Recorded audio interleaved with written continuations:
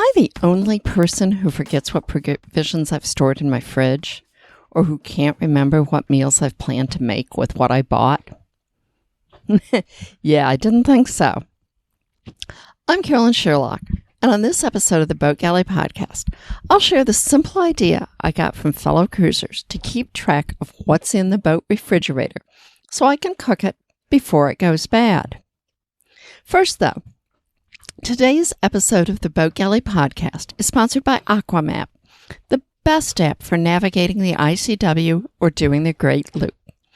Aquamap allows for easy route planning with overlays from Active Captain and the Waterway Guide, an easy import for Bob 423 tracks, tides, currents, waypoints, and an anchor alarm. It's all there.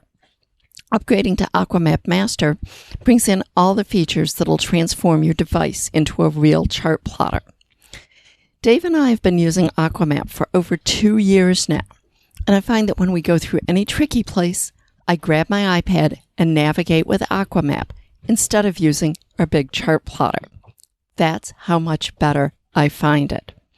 Get Aquamap in your App Store or the Play Store. How do you ever remember what's in the refrigerator?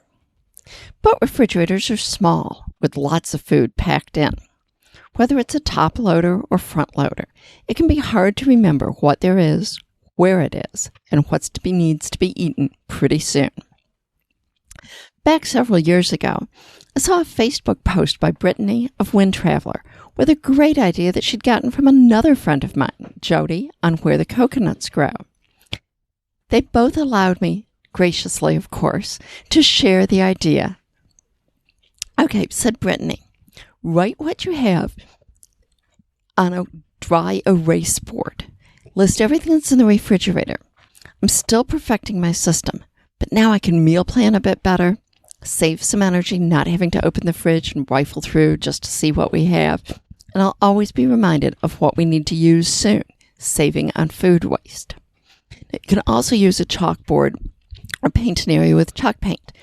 Jody says that they write on a mirror that's above their refrigerator using window markers.